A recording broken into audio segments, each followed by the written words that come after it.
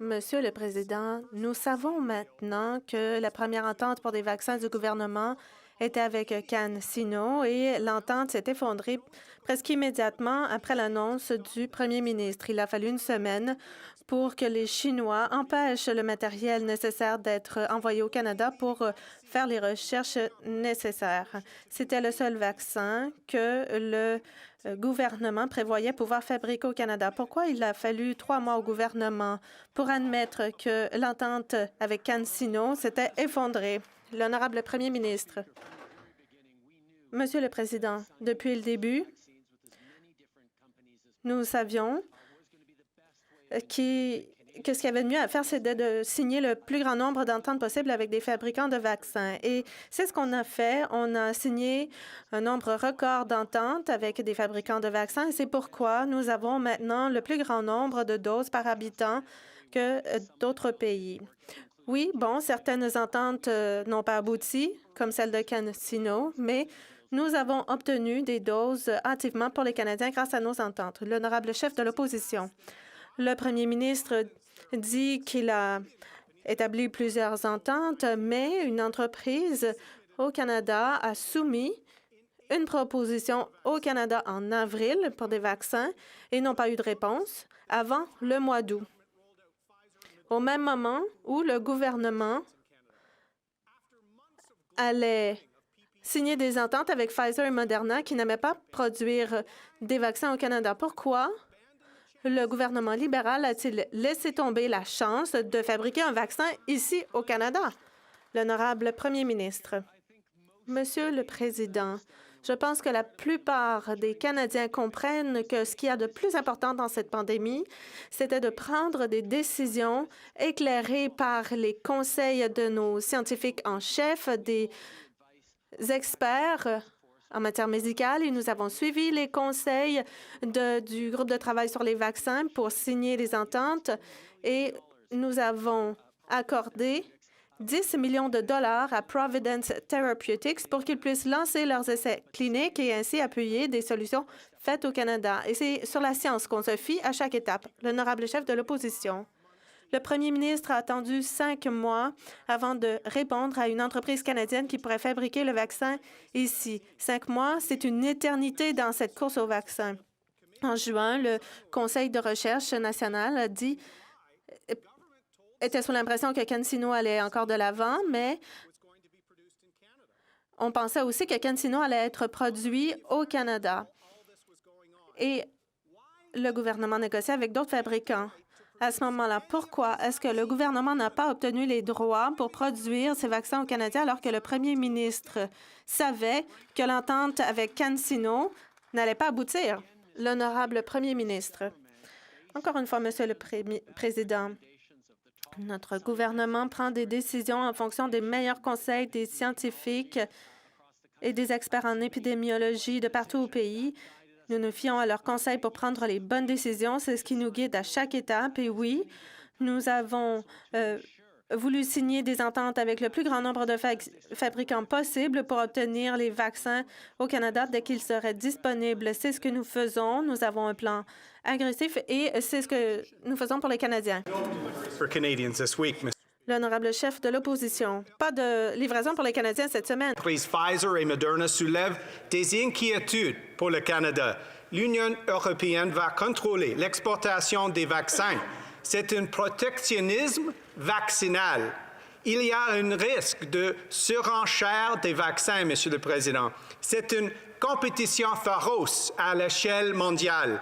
Est-ce que le Premier ministre a appelé les dirigeants européens pour assurer nos commandes? Très honorable Premier ministre. Oui, Monsieur le Président. Ça fait 1 heure que j'ai parlé à Ursula von der Leyen, la présidente de la Commission européenne, justement pour souligner nos préoccupations à ce niveau-là. On est tous inquiets de pouvoir recevoir les doses de vaccins qu'on a achetées, qu'on a sous contrat. Et j'ai été rassuré que les mesures de transparence qui vont être prises par l'Europe ne vont pas affecter les livraisons de Pfizer, de Moderna au Canada. L'honorable chef de l'opposition. Monsieur le Président, les Canadiens sont fatigués des longs temps et la livraison des vaccins est une problématique. Les inquiétudes des Canadiens sont à son plus haut niveau. D'autres variants de COVID arrivent. Les Canadiens, Monsieur le Président, méritent mieux. Quand est-ce que le Premier ministre agira et dira la vérité aux Canadiens sur les dates de livraison réelles des vaccins? Honorable Premier ministre. Monsieur le Président, je trouve que c'est un peu dérangeant d'entendre le chef de l'opposition jouer à de la petite politique et suggérer qu'on n'est pas en train de dire la vérité aux Canadiens. Au contraire, depuis les débuts, on fait preuve de rigueur et de transparence. On partage avec les provinces et les territoires toutes les dates, toutes les prévisions que nous avons, que nous recevons des compagnies pour les vaccins. Nous allons continuer d'être transparents. Si le chef de l'opposition veut vraiment rassurer les Canadiens dans cette pandémie, mais il faudrait qu'il commence à faire attention de ne pas dire la vérité. L'honorable député de Belleuil-Chambly. Merci, Monsieur le Président. Le fédéral a une responsabilité en matière de financement des systèmes de santé au Québec et dans les provinces. Et l'engagement qui a existé pour que ce soit à hauteur de 50 % dans la vraie vie, ça n'a jamais été appliqué. J'ai eu la chance de parler ce matin au premier ministre du Québec à titre de président du Conseil de la Confédération, qui va d'ailleurs parler dans les prochains jours au chef de l'opposition officielle. Et il veut savoir si dans le prochain budget fédéral, tu sais, le budget qui prépare pour les élections, là, est-ce que les demandes des premiers ministres des provinces de hausser les transferts en santé à 35 % vont être acceptés? Le très honorable Premier ministre. Monsieur le Président, j'ai des conversations régulières avec les premiers ministres des provinces, y compris le chef le premier ministre du Québec et chef du Conseil de la Fédération sur cet enjeu. On a assuré que nous allons continuer d'augmenter les transferts en santé, mais pour l'instant, nous sommes là pour aider dans le court terme. C'est pour ça qu'on a dépensé des milliards et des milliards de dollars en transferts directs pour aider les Québécois, pour aider les Canadiens d'un bout à l'autre de ce pays, et on va continuer de le faire. L'honorable député de Belleuil-Chambly. Si bien allé que ça lors de leur conversation téléphonique, parce que ce que le Québec et les provinces veulent, c'est du long terme, c'est de la prévisibilité, et c'est une hausse de 22 à 35 %, donc 28 milliards de dollars, parce que nos parents, nos grands-parents, les gens qui sont fragilisés ont besoin de personnel en santé, d'équipements en santé, de services en santé. Est-ce que le premier ministre est en train de dire non à tous les premiers ministres du Canada? Et est-ce que le premier ministre est en train de dire non à nos parents, à nos grands-parents et à nos aînés? Bravo. Le très honorable Premier ministre.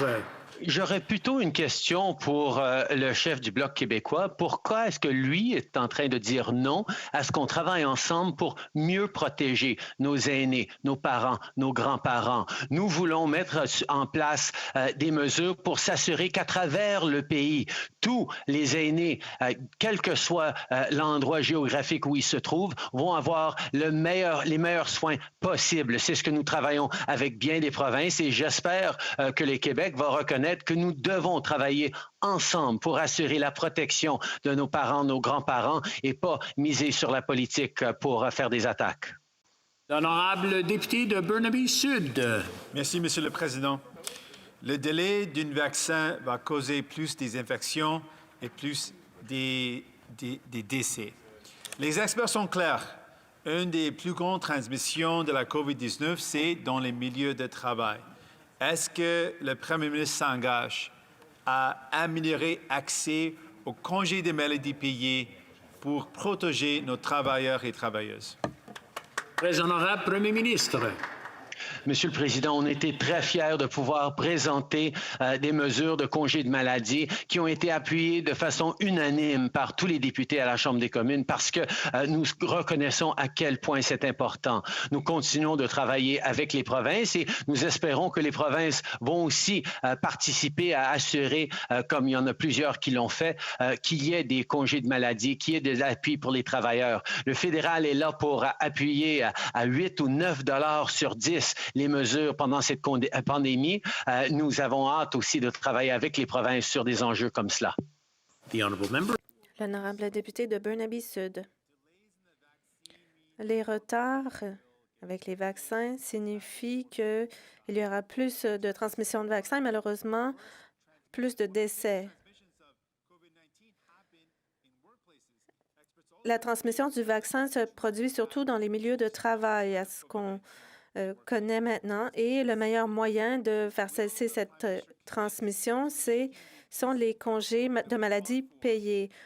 Le premier ministre s'engage-t-il à faire en sorte que les programmes que nous avons votés soient plus faciles d'accès pour protéger les travailleurs et les communautés? Le premier ministre. Nous étions ravis de pouvoir offrir des jours de congé de maladie payés pour les travailleurs qui n'en avaient pas dans leur milieu de travail et nous sommes ravis que les autres partis aient appuyé ces mesures aussi. Nous allons continuer de travailler avec les provinces et les territoires pour que les travailleurs continuent d'être protégés. Nous en faisons beaucoup au niveau fédéral. Nous sommes toujours prêts à en faire plus, mais il y a beaucoup de choses qu'on peut faire en partenariat avec les provinces et nous sommes toujours prêts à travailler avec les provinces volontaires. Les provinces ont dû accélérer la vaccination suite aux pressions de la part du gouvernement fédéral. Celui-ci avait promis que les doses rentreraient régulièrement au Canada à toutes les semaines. Mais Pfizer, cette semaine, a dit 0 dose. Puis la semaine prochaine, un petit peu plus que 0. Pourtant, le Québec est prêt et capable d'administrer 250 000 doses par semaine. Les Canadiens et les Québécois sont fatigués de se faire remplir comme des valises. Où sont les doses promises? Très honorable Premier ministre.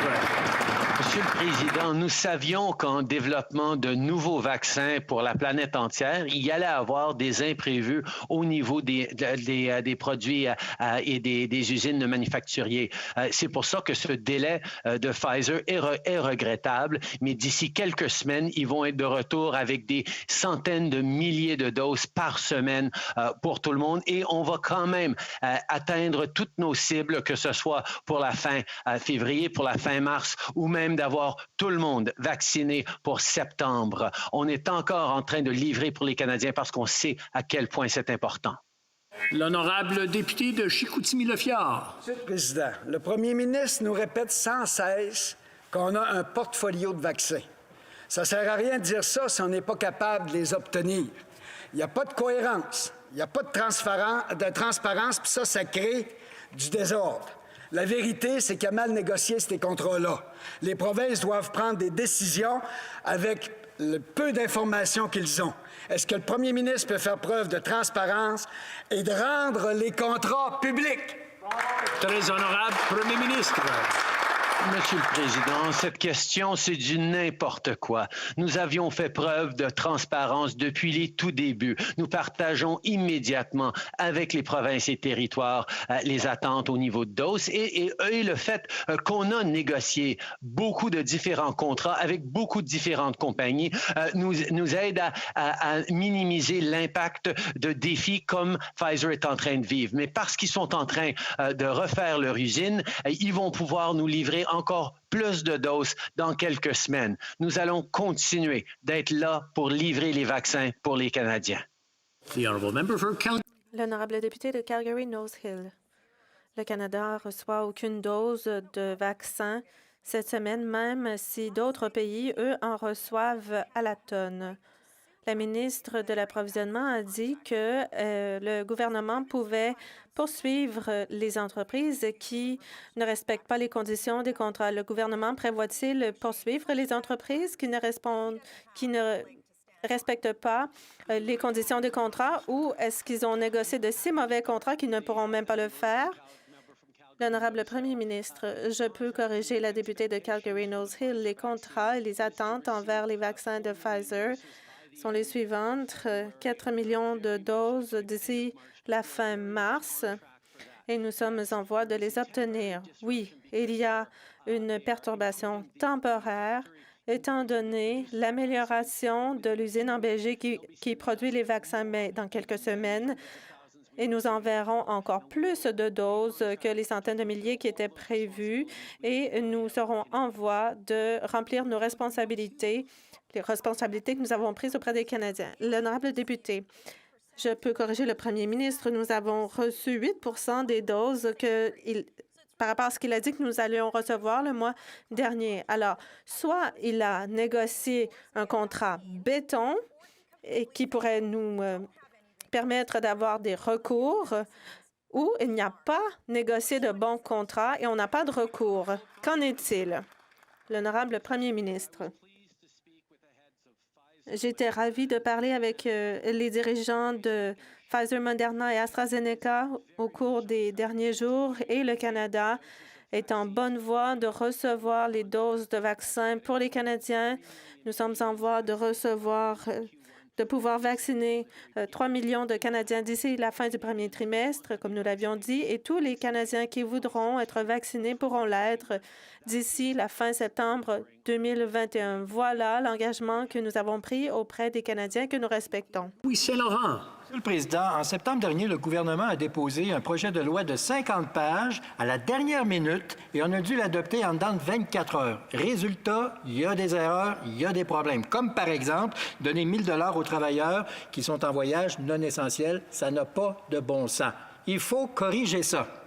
Hier, Monsieur le Président, j'ai déposé une motion pour permettre au gouvernement de déposer un projet de loi qui permettrait de régler ça immédiatement et malheureusement, le gouvernement a dit non. Pourquoi le premier ministre refuse notre offre de travailler de façon positive et constructive pour régler le fameux scandale du 1 000 $ aux voyageurs? Le très honorable premier ministre. Monsieur le Président, nous avions déposé une motion pour le consentement unanime de la Chambre des communes d'améliorer et de réparer cette lacune dans le projet de loi. Un projet de loi que, comme le député a bien dit, a été approuvé par tous les députés de la Chambre et malheureusement, les conservateurs ne voulaient pas donner leur consentement unanime à ce qu'on règle ça tout de suite. Nous allons continuer de travailler avec les partis dans la Chambre pour régler ce problème le plus rapidement parce que non, ceux qui reviennent d'un voyage non essentiel ne devraient pas avoir accès à cet argent et nous allons le corriger avec ou sans l'appui des conservateurs. L'honorable député de Louis Saint-Laurent. Président, tout le monde sait que le premier ministre n'aime pas ça travailler à la Chambre des communes, mais c'est ça le problème. Il a déposé le projet de loi en septembre, on avait à peine une journée pour débattre de ça. Résultat, il y a eu des problèmes. Puis là, ce qu'il nous a demandé lundi, OK, c'est beau, on dépose le projet de loi, vous l'acceptez tout de suite sans débat. Ça marche pas de même, Monsieur le Président. On a fait une erreur il y a 6 mois, il veut refaire la même erreur cette fois-ci. Nous, ce qu'on veut, c'est débattre correctement ce projet de loi.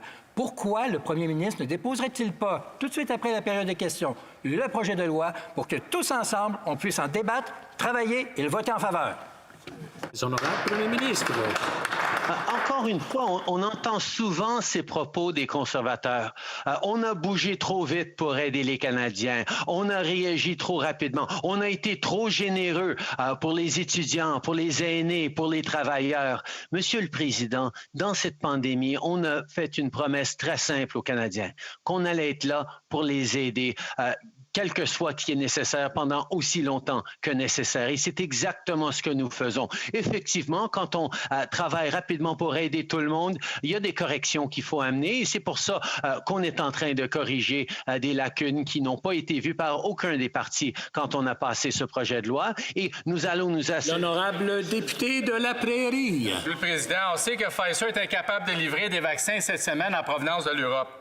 On sait aussi que Pfizer produit des vaccins au Michigan, juste au bord de la frontière. Mais Pfizer ne peut pas vendre aux Québécois, aux Canadiens, parce que le président Trump a mis un décret qui empêche ça. Mais on sait que c'est Joe Biden maintenant qui est président aux États-Unis et que le premier ministre a parlé à Joe Biden pas plus tard que la semaine passée. Est-ce qu'il y a eu le réflexe de demander au président une exemption du décret pour le Canada pour compenser pour le manque de vaccins qui venaient de l'Europe? Très honorable premier ministre. Monsieur le Président, ça a été un grand plaisir de parler avec Joe Biden la semaine passée sur la vaccination, sur l'approvisionnement de vaccins, sur le partenariat et le travail que nous pouvions faire ensemble pour garder nos citoyens en sécurité contre la COVID-19 et assurer une vaccination rapide de tout le monde. Nous allons continuer de travailler avec nos amis américains pour s'assurer qu'on fasse tout le nécessaire pour aider les Canadiens et tout le monde le plus rapidement possible. Honorable député de la Prairie. On a un méchant problème. Le Canada ne produit pas de vaccins. Les États-Unis ne peuvent pas nous en vendre. En Europe, ils menacent de ne plus nous fournir du tout. Puis là, on apprend que, voilà une heure, il a parlé à la Commission européenne. Moi, ça ne me rassure pas, là. Là, il avait la chance de parler au gouvernement américain. De dire, là, tu nous as enfoncé le nom des Keystone XL, tu nous enfonces le Buy American Act. Peux-tu, en compensation, nous dire tu vas nous donner des vaccins pour qu'on puisse compenser l'absence de vaccins qui viennent de l'Europe? Ça s'appelle l'art de négocier. Va-t-il se réveiller enfin puis faire en sorte que les Québécois canadiens peuvent se faire vacciner? Le très honorable premier ministre. Monsieur le Président, ça fait 4 ans qu'on travaille avec une administration difficile aux États-Unis où on a pu défendre la gestion de l'offre, on a pu défendre l'exemption culturelle, on a pu défendre nos travailleurs d'acier et d'aluminium, même dans des situations très problématiques et très protectionnistes de l'ancienne administration. On travaille de façon très positive sur la COVID, sur les changements climatiques avec le nouveau gouvernement américain et nous allons continuer d'être très proches dans tout ce que nous faisons pour s'assurer qu'on est là pour les Canadiens. The honorable member for... L'honorable député de Calgary Centre.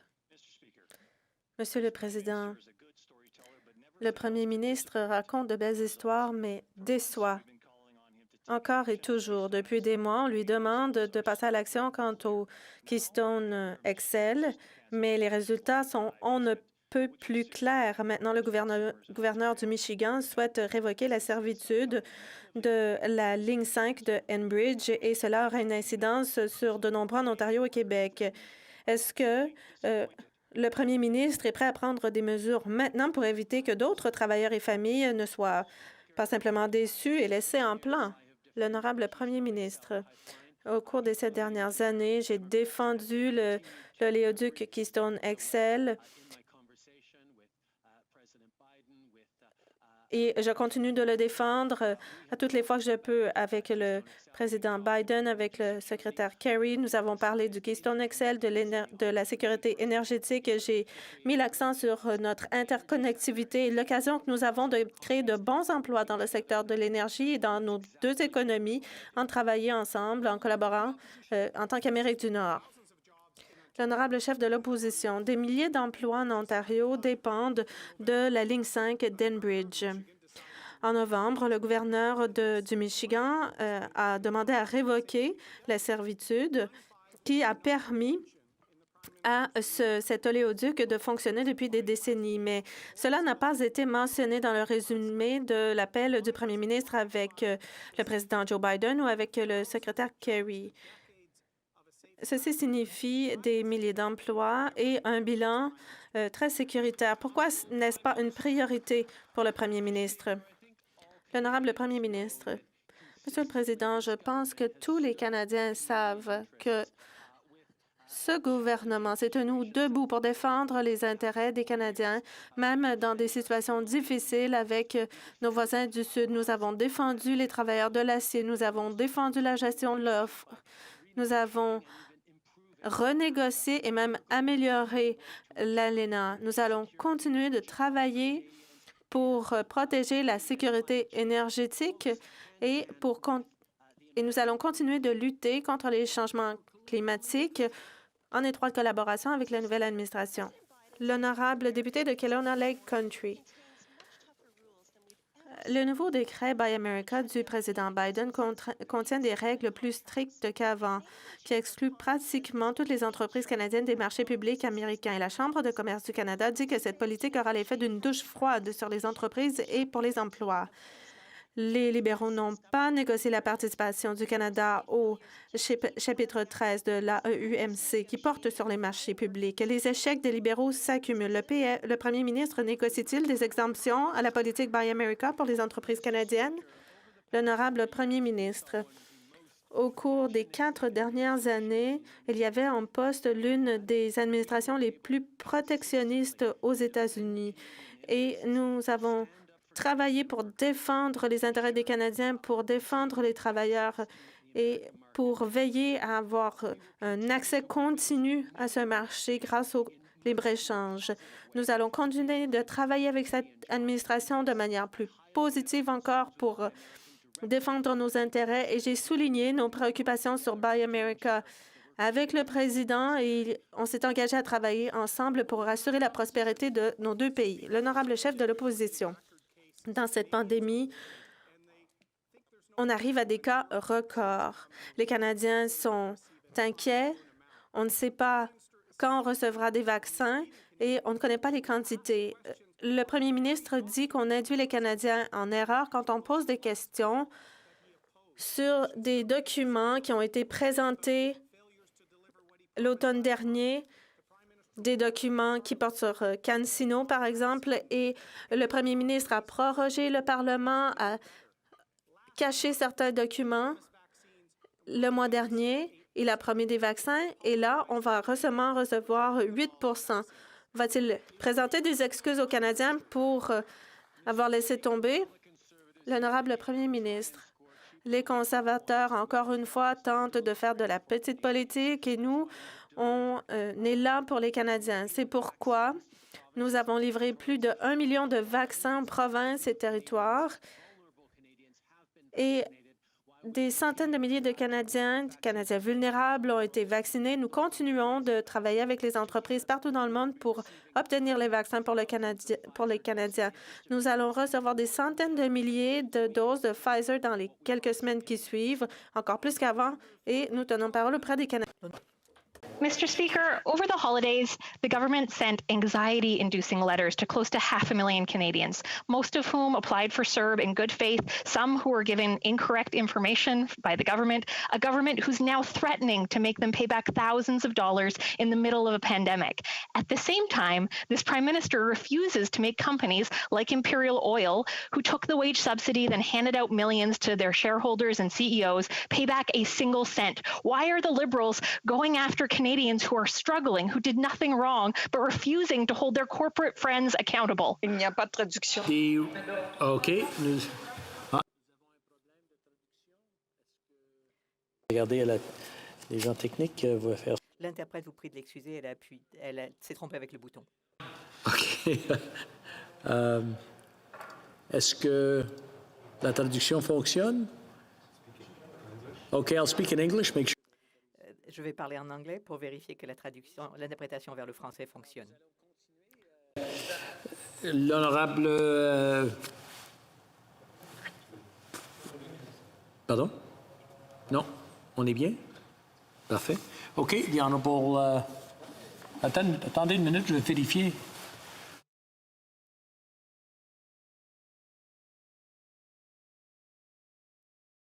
To be certain that... Pour être sûr que chacun a compris la question, je vais demander à la députée de bien vouloir répéter sa question.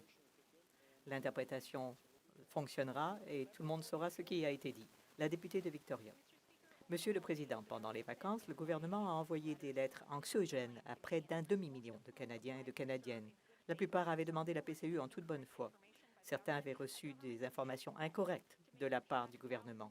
Le gouvernement qui menace maintenant d'en faire rembourser des milliers de dollars en pleine pandémie. Dans le même temps, le premier ministre refuse de faire rembourser un seul centime aux entreprises comme Imperial Oil, qui s'est prévalu de la subvention salariale puis qui a ensuite distribué des millions aux actionnaires et aux cadres supérieurs. Pourquoi les libéraux s'en prennent-ils aux Canadiens, qui en arrachent, qui n'ont rien fait de mal, alors qu'ils refusent de demander des comptes à leurs amis du monde des affaires? Mr. Speaker, Le premier ministre. Monsieur le Président, depuis le début de la pandémie, nous avons fait une promesse simple aux Canadiens, qu'on allait les appuyer. Et c'est précisément ce que nous faisons. Nous donnons de l'aide sans précédent à des millions de Canadiens et de Canadiennes qui se retrouvent incapables de travailler à cause de la pandémie. Nous continuons à appuyer les Canadiens et les Canadiennes. Ceux qui s'inquiètent peuvent compter sur nous. Nous travaillerons avec eux pour qu'il n'y ait pas de pénalité, en cas de retard. Nous allons travailler au cas par cas. Ceci dit, nous allons continuer à veiller à ce que les règles s'appliquent et veiller à ce que toute personne exploitant le système soit pénalisée. La députée de London Fanshawe. Dans les premiers jours de son mandat, le nouveau président américain a signé un certain nombre de décrets, notamment sur l'interruption des paiements des prêts des étudiants fédéraux.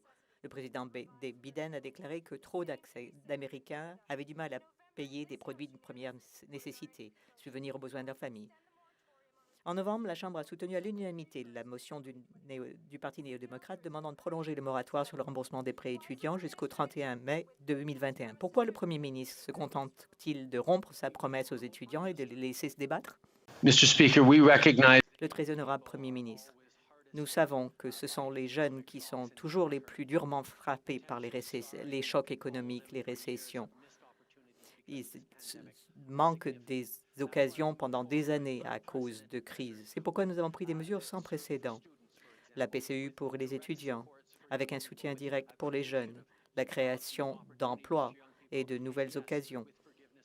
Et oui, en suspendant le remboursement des prêts étudiants. Nous allons continuer à travailler avec tous les partis à la Chambre pour aider les jeunes, parce que nous avons besoin de leur énergie pour bâtir un monde meilleur après la pandémie. Center.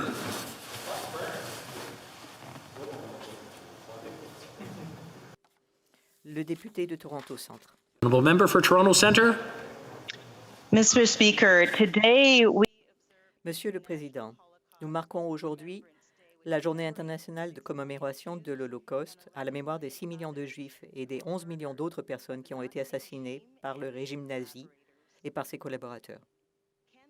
Le Premier ministre peut-il dire à la Chambre ce que fait notre gouvernement pour combattre l'antisémitisme, pour honorer la mémoire du peuple juif victime d'assassinats pendant l'Holocauste? Le très honorable Premier ministre, je remercie la députée de Toronto Centre de son importante question. Effectivement, nous marquons aujourd'hui la mémoire des victimes et des survivants de l'Holocauste. Nous nous engageons aussi à raconter leur histoire afin que les horreurs de l'Holocauste ne se reproduisent plus jamais. Nous avons officiellement adopté la définition de l'antisémitisme de l'Alliance internationale pour la mémoire de l'Holocauste et nommé l'honorable Irving Cutler pour diriger les efforts du Canada visant à promouvoir la mémoire de l'Holocauste et à combattre l'antisémitisme à l'étranger. Nous serons toujours aux côtés de la communauté juive et lutterons contre l'antisémitisme, où qu'il se produise, quand il se produira. Quand un travailleur démissionne de son poste, il n'a pas droit à l'assurance emploi. Ça s'applique à tous les travailleurs, sauf à l'ex-gouverneur général choisi personnellement par le premier ministre. Pour les amis du premier ministre qui quittent leur emploi, c'est la retraite dorée. On parle de 150 000 par année à vie et un budget de dépenses équivalent. Climat toxique, humiliation, contact physique intimidant. Les exemples sont graves et ne datent pas d'hier. Il a vraiment fallu de l'aveuglement volontaire du premier ministre et de son bureau pour ne pas être au courant. Est-ce que le premier ministre assume encore aujourd'hui sa décision? Le très honorable Premier ministre. Dès qu'on a entendu les allégations dans les journaux l'été passé, nous avions entamé un processus indépendant et rigoureux pour regarder et faire une revue des conditions de travail à Rideau Hall. Nous savons que tous les Canadiens méritent d'avoir un endroit sécuritaire pour travailler et nous remercions tous les travailleurs à Rideau Hall pour le travail exceptionnel qu'ils ont toujours fait pour aider ce pays, pour être digne du service qu'on offre aux Canadiens. L'honorable député de Mégantic-l'Érable. Le premier ministre se lave les mains de sa décision. C'est exactement ce qui arrive quand un premier ministre se pense plus important que la fonction qu'il occupe. Les conservateurs avaient mis en place un excellent système de nomination vice-royale non partisan pour éviter le genre de fiasco dans lequel le premier ministre nous place. Climat toxique, passé non vérifié. Plutôt que trouver la meilleure personne, le premier ministre a choisi l'effet de toge en ignorant volontairement ce qui se cachait derrière. Le jugement du premier ministre est au cœur du problème encore une fois. Va-t-il, oui ou non, mettre un terme à la retraite dorée de la gouverneure générale? Très honorable Premier ministre. Monsieur le Président, évidemment, nous allons regarder tous les processus en place et les améliorer si nécessaire. Nous nous attendons à ce que tout le monde qui sert ce pays le fasse dans la dignité et dans les attentes qu'on a tous envers cette position. Nous voulons aussi s'assurer que tout le monde qui travaille pour le gouvernement ou qui travaille n'importe où dans ce pays le fait dans un milieu sécuritaire et c'est ce à quoi nous attendons tous et ce que nous allons continuer de travailler. The honourable member for Charleswood St. James, Assiniboia, Headingley. L'honorable député de Charleswood, St. James, Assiniboia, Headingley. Monsieur le Président, les libéraux viennent d'engager 90 millions de dollars de nouveaux fonds pour l'Office de secours et de travaux des Nations unies pour les réfugiés de Palestine au Proche-Orient. Le matériel scolaire distribué aux étudiants palestiniens les encourage à verser leur sang pour défendre la mère patrie, à présenter les terroristes assassins d'enfants comme des héros et à appeler Israël l'ennemi.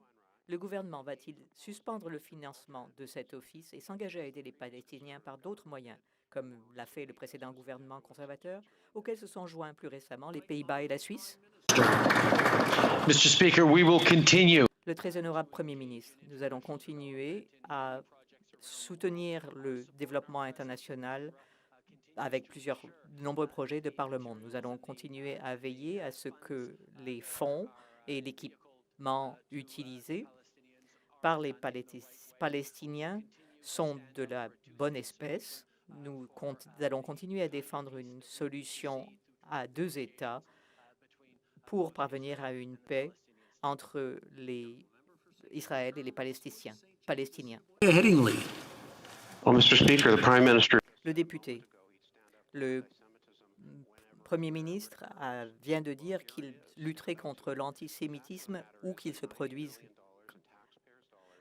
Ce serait le moment, au lieu de dépenser 90 millions de dollars de l'argent des contribuables pour financer l'endoctrinement d'enfants par l'Office de secours et des travaux des Nations unies pour les Palestiniens. Ce gouvernement parle de soutenir une solution pacifique à 2 États, mais nous voyons le financement d'une agence qui travaille à promouvoir la haine, non la paix. En ce jour de commémoration de l'Holocauste, le Premier ministre, comment peut-il justifier l'utilisation de l'argent des contribuables? Minister. Mr. Speaker, Le très honorable Premier ministre, les conservateurs s'efforcent toujours de faire de la politique et pour marquer des points, pour profiter de l'intolérance, profiter des victimes. De notre côté, nous allons faire ce qui s'impose, défendre Israël, défendre une solution à 2 États, travailler avec nos partenaires dans la région, mais oui, financer les personnes les plus vulnérables, y compris par le biais de l'Office. Monsieur le Président, tout le monde au Québec demande la même affaire au Premier ministre. Il faut interdire les vols non essentiels, il faut s'assurer du respect des quarantaines, il faut rembourser les billets des gens qui annulent leur voyage. Là, on est rendu le 27 janvier, puis le premier ministre n'a pas encore réglé des problèmes qui sont apparus avant Noël. Il est attendu que tous les voyageurs qui reviennent depuis 3 semaines soient de retour. Et encore là, il n'y a rien qui bouge. Il a entendu que le variant britannique du coronavirus contamine les résidences pour aînés en Ontario. C'est plus le temps d'attendre. Quand est-ce qu'il va agir? Premier ministre. Monsieur le Président, je voudrais pas que mon collègue, par malchance, induise les Canadiens en erreur. Je peux les rassurer, tous et toutes, que depuis le mois de mars, on a parmi les mesures frontalières les plus strictes au monde. Pour personne qui n'a pas sa résidence au Canada, c'est interdit de venir au Canada. Ça, c'est une mesure qu'on a faite dès le début. En plus, on a mis une quarantaine obligatoire pour tout le monde qui revient au pays, qui est suivi par la police locale et par les autorités de Santé Canada. En plus, il y a plusieurs semaines, depuis plusieurs semaines, on exige un test négatif. L'honorable député de Pierre-Boucher, les Patriotes Verchères.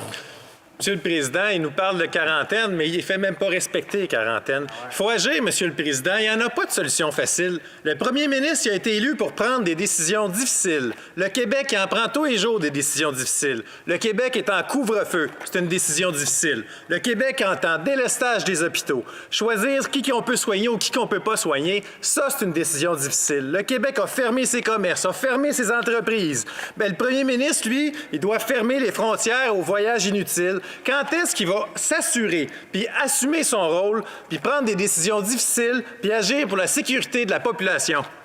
Très honorable Premier ministre. Depuis les débuts, Monsieur le Président, nous avons mis en place les mesures parmi les plus fortes au monde pour protéger nos frontières et effectivement, nous allons en faire plus. Mais parlant de décisions difficiles, nous avions été là pour aider le gouvernement du Québec à faciliter un petit peu ces décisions difficiles en dépensant et en investissant des milliards de dollars pour les entreprises québécoises, pour les familles québécoises, pour les travailleurs québécois qui ont besoin d'aide. Le fédéral a été là pour aider directement les Québécois comme tous les Canadiens et nous allons continuer de l'être. C'était un processus difficile, oui, mais pas une décision difficile parce que The honourable member for Aurora, Oak Ridges, Richmond Hill. La députée. De nombreux Canadiens comptent sur les prestations canadiennes d'urgence et de relance pour mettre du pain sur la table et garder un toit au-dessus de leur tête. Hélas, les personnes qui en ont le plus besoin sont mises en difficulté, étiquetées à tort comme étant inéligibles ou prises au piège sans soutien par les retards de traitement qui les obligent à attendre pendant des mois. Les Canadiens en souffrent. Il y a des échappatoires dans les programmes 10 mois après le début de l'aide. Cela doit être une priorité. Quand le gouvernement va-t-il corriger les prestations d'urgence et de relance? Minister. Mr. Speaker, while Le très honorable Premier ministre, les conservateurs continuent de s'attaquer aux fonctionnaires qui travaillent pourtant d'arrache-pied. Nous travaillons avec eux pour faire parvenir aux Canadiens partout au pays l'argent dont ils ont besoin, et ce, en des temps records, en des nombres records. Les critiques conservateurs disent qu'on n'aurait pas dû tant aider les gens, qu'on aurait dû faire plus de vérifications. Nous avons fait une promesse simple. Nous allons appuyer les Canadiens et c'est ce que nous faisons jour après jour, malgré les critiques des conservateurs. Honourable member for Thornhill. Mr. Speaker, on Monday, Le député. Lundi, le gouvernement a demandé un consentement unanime pour adopter un projet de loi corrigeant l'échappatoire relative aux congés de maladie payés dans les législations sur les prestations de rétablissement du Canada qui peut être exploité par des voyageurs non essentiels, des vacanciers. La Chambre a dit non, disant qu'il fallait étudier la question en comité pour bien faire les choses. Les libéraux ont ensuite refusé de déposer le projet de loi. Monsieur le Président, il faudrait savoir, la mesure est-elle si urgente qu'il fallait l'adopter sans étude ou si peu importante qu'on peut l'abandonner du tout au tout plutôt que de laisser un comité l'examiner? again we hear that approach. Le très honorable Premier ministre, encore la même approche des conservateurs, qu'on s'est bousculé pour aider les Canadiens au printemps, pour les aider à l'automne. Oui, on s'est bousculé. Face à une pandémie internationale, il faut adopter des mesures rapidement pour appuyer les Canadiens et les Canadiennes. Bien entendu, dans ces circonstances, on fait des erreurs. C'est forcé. Mais nous avons fait ce qu'il fallait pour appuyer des millions de Canadiens qui ont pu mettre du pain sur la table. Nous les avons aidés jour après jour. Et jour après jour, les conservateurs nous ont accusés d'aller trop loin, trop vite. Ils nous ont dit qu'on ne devrait pas tant aider les Canadiens. Nous allons continuer à les appuyer.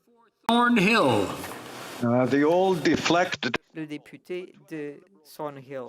Encore un cafouillage libéral, Monsieur le Président. Des milliers de Canadiens qui ont demandé l'assurance-emploi ont essuyé un refus.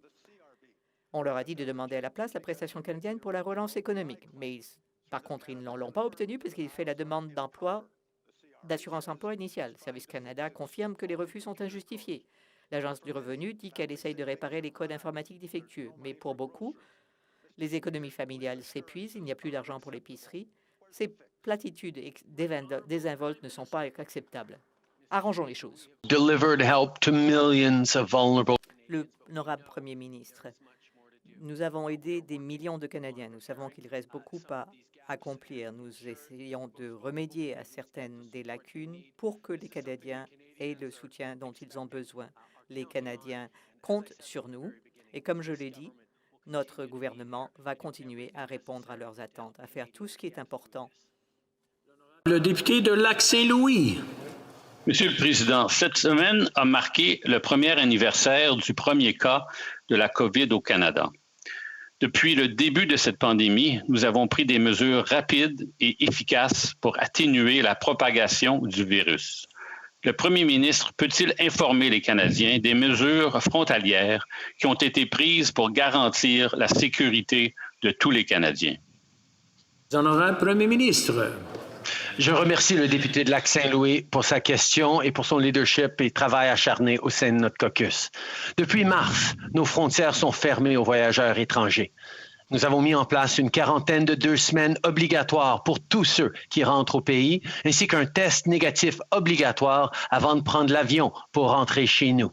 Nos mesures frontalières sont rigoureuses, elles sont adaptées à la situation qui évolue et elles fonctionnent. Toutes les options sont sur la table et on va annoncer de nouvelles mesures très bientôt. Abbotsford. Le député d'Abbotsford. The evidence is overwhelming. China is Les preuves sont accablantes. La Chine commet un génocide contre les Ouïghours par le contrôle de la population, la violence sexuelle et des détentions massives.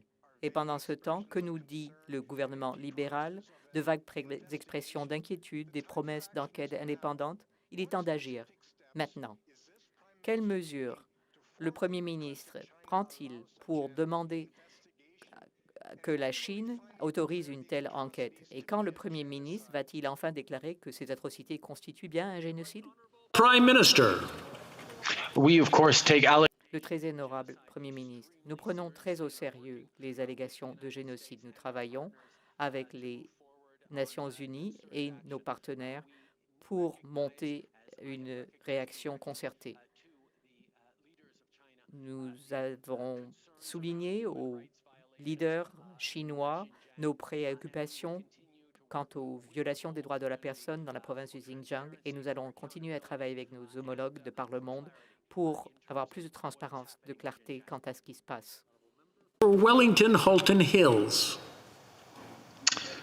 Mr. Speaker. Le député de Wellington Halton Hills. Hier, en réponse à une question sur le génocide ouïghour, le ministre des Affaires étrangères a déclaré que le gouvernement appelait la Chine à faire 2 choses. Premièrement, permettre un accès sans entrave au Haut Commissariat aux droits de l'homme des Nations unies et, deuxièmement, permettre à un comité d'experts indépendant et impartial d'entrer en Chine. Or, le gouvernement a-t-il formulé officiellement ces 2 exigences auprès du gouvernement chinois, soit par l'intermédiaire de l'ambassadeur de Chine au Canada, soit par celui de l'ambassadeur Barton? We take the situation. Le Premier ministre. Nous prenons très au sérieux la situation des Ouïghours au Xinjiang. C'est pourquoi, depuis des années, nous travaillons avec nos alliés pour veiller à ce que l'envoyé spécial des Nations unies puisse se pencher sur ce qui se passe. Il faut que la communauté internationale demande des comptes à la Chine. For Sherwood Park, Fort Saskatchewan. Le député de Forwood Park, Saskatchewan. Nous demandons au Premier ministre de se prononcer sur un génocide qui se passe au moment où on se parle et il refuse de répondre à nos questions. L'envoyé spécial du gouvernement en lutte contre l'antisémitisme, Erwin Cutler, reconnaît qu'il faut que le Canada réagisse à ce génocide. Il y a eu des témoignages des survivants, des images par satellite, des suites de données du gouvernement. Les témoignages sont clairs. Le gouvernement devrait les croire. Pourquoi le gouvernement libéral tergiverse-t-il encore? Pourquoi le ministre refuse-t-il de reconnaître ce génocide? Mr. Speaker, we have been highlighting. Le très honorable Premier ministre, nous soulignons combien nous sommes préoccupés par la situation au Xinjiang.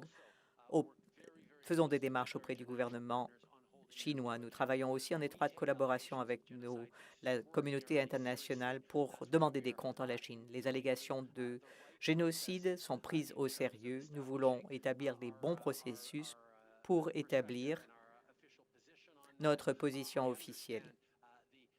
Je comprends le désir de voir les choses avancer rapidement, mais il est important aussi de faire les choses de la bonne façon. Mr. Speaker, we have a range. La députée, nous avons dans la lutte contre la COVID-19 une panoplie d'outils. L'accès à des résultats de tests rapides est important pour arrêter la propagation du virus. Le Premier ministre peut-il faire le point sur la situation des tests de dépistage rapide au Canada? Mr. Speaker, I'd like to thank the member for Markham. Le très honorable Premier ministre, je voudrais remercier la députée de Markham-Stouffville de sa question et de son excellent travail. Les tests sont effectivement l'un des outils importants dont nous disposons pour arrêter la propagation de la COVID.